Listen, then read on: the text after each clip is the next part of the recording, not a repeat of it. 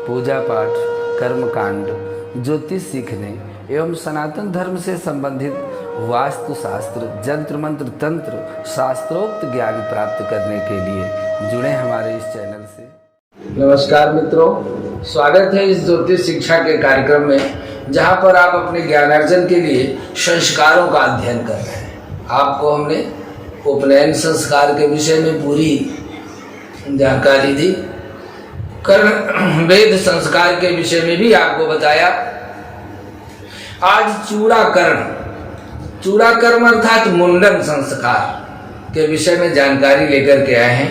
मुंडन संस्कार का हमारे सनातन धर्म में क्या महत्व है, क्यों करना चाहिए और कैसे करना चाहिए, यह जानकारी आपके लिए लेकर के आए हैं। इस संस्कार में जो जन्म लेने वाला शिशु है, उसके सिर के बाल जब पहली बार उतारे जाते हैं, उसको मुंडन संस्कार कहते हैं। जन्म के पश्चात प्रथम वर्ष के अंत में या तीसरे वर्ष की समाप्ति पर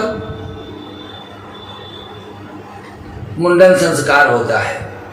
एक वर्ष के अंत में और तीसरे वर्ष की समाप्ति पर आमतौर पर प्रचलित है, क्योंकि हिंदू मान्यता के अनुसार 1 वर्ष से कम की उम्र में मुंडन संस्कार करने से शिशु की सेहत पर बुरा प्रभाव पड़ता है और अमंगल होने की संभावना रहती है। फिर भी कुल परंपरा के अनुसार 5वें 7वें वर्ष में भी इस संस्कार को करने का विधान है। समस्या कहाँ आती है? 1 वर्ष का बालक हो गया, माता पिता को मुंडन संस्कार कराने का मन नहीं है, क्योंकि तीसरे वर्ष में करना है।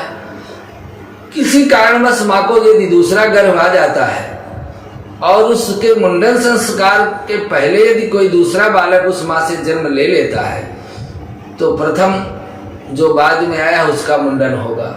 तो ये एक समस्या हो जाती है, इसलिए वर्ष के अंदर भी कभी कभी करना पड़ता है। श्रेष्ठ तो यह है कि तीसरे वर्ष में जब उसका मस्तिष्क परिपक्व हो जाए तब किया जाए। तो मान्यता यह है कि शिशु के मस्तिष्क को पुष्ट करने, बुद्धि में वृद्धि करने तथा गर्भगत जो मलिन संस्कार है, क्योंकि इस शरीर तो ये नया मिलता है, लेकिन इस जीव की गति जन्म जन्मांतर के संस्कार इस जीव के अंदर व्याप्त है।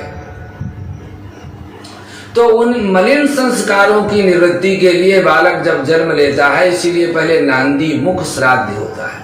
नांदी मुख श्राद्ध की विधि अगले वीडियो में आपको हम देंगे, क्या महत्व है, कैसे करना चाहिए। आज आपका ये जो मुंडन संस्कार है, तो इसको चूड़ाकर्म संस्कार भी कहते हैं। इसका फल बुद्धि बल का विकास, आयु और तेज की वृद्धि करता है। इसे किसी देव स्थान पर करना चाहिए या तीर्थ स्थान पर करना चाहिए, ताकि वहां के दिव्य वातावरण का भी लाभ शिशु को मिले। उतारे गए बालों के साथ बच्चे के मन में कुसंस्कारों का शमन हो सके, साथ ही सुसंस्कारों की स्थापना हो सके। आश्वलायन ग्रह सूत्र के अनुसार कहा गया है कि तेन ते आयुषे वपामि सुश्लोकाय स्वस्थये। आश्वलायन ग्रह सूत्र में यह सूक्ति दी गई है कि चूड़ा कर्म से दीर्घायु प्राप्त होती है, शिशु का सुंदर व्यक्तित्व होता है और कल्याणकारी कार्यों की तरफ वह उसका मन प्रवृत्त होता है। वेदों में चूड़ा कर्म संस्कार का विस्तार से उल्लेख मिलता है। यजुर्वेद में लिखा है कि निवर्तयाम्यायुखे नाद्याय प्रजननाय रायस्वस्पाय सुप्रजास्त्वाय सुरवीराय। अर्थात हे बालक, मैं तेरी दीर्घायु के लिए, तुझे अन्न ग्रहण करने के लिए समर्थ बनाने के लिए, उत्पादन शक्ति प्राप्ति के लिए, ऐश्वर्य वृद्धि के लिए, सुंदर संतान के लिए, बल तथा पराक्रम प्राप्ति के योग्य होने के लिए तेरा चूड़ा कर्म संस्कार करता हूँ। उल्लेखनीय है कि चूड़ा कर्म वस्तुतः मस्तिष्क की पूजा का अभिनंदन है। मस्तिष्क का सर्वश्रेष्ठ उपयोग करना ही बुद्धिमत्ता है। तो शुभ विचारों को धारण करने वाला व्यक्ति परोपकार या पुण्य का लाभ पाता है। अशुभ विचारों को मन में भरे रहने वाला व्यक्ति पापी बनकर ईश्वरीय दंड का कोप का भाजन बनता है, यहाँ तक कि अपनी जीवन प्रक्रिया को नष्ट भ्रष्ट कर डालता है। अतः मस्तिष्क का सार्थक सदुपयोग करना चाहिए।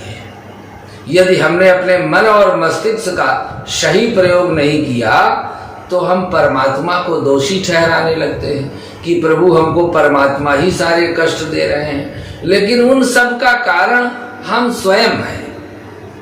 यह मस्तिष्क में अच्छे विचारों का आदान प्रदान हो, इसलिए यह मुंडन संस्कार किया जाता है।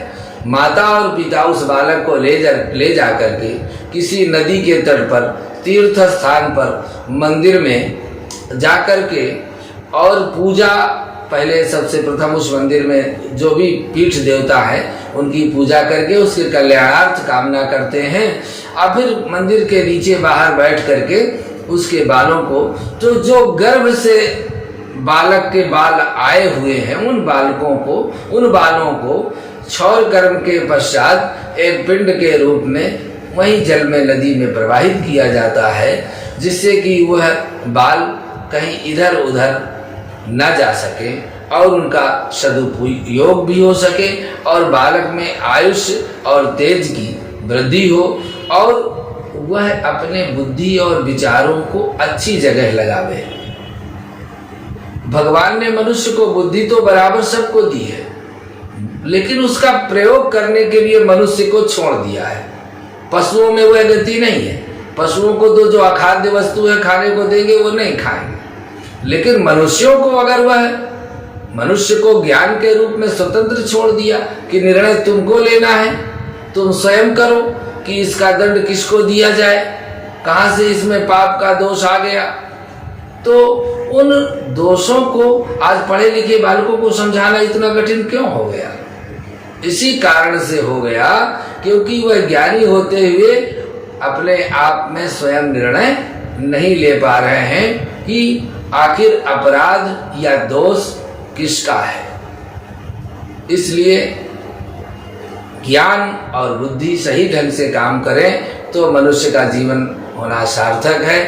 इसलिए इस मुंडन संस्कार का अपने सनातन धर्म में विशेष महत्व है। आज के लिए बस इतना ही। अगले भाग में पुनः कोई संस्कार की विधि लेकर आपके सामने उपस्थित होते हैं। यदि हमारा ये चैनल आपको अच्छा लगता है तो आप अपने विचार हमें अवश्य दें। यदि आपके जीवन में किसी भी तरह की कोई परेशानी है, शारीरिक है, मानसिक है, आर्थिक है, तो आप अपनी समस्या के समाधान के लिए दिए गए नंबर पर हमसे व्यक्तिगत संपर्क कर सकते हैं और अपनी समस्या का समाधान पा सकते हैं।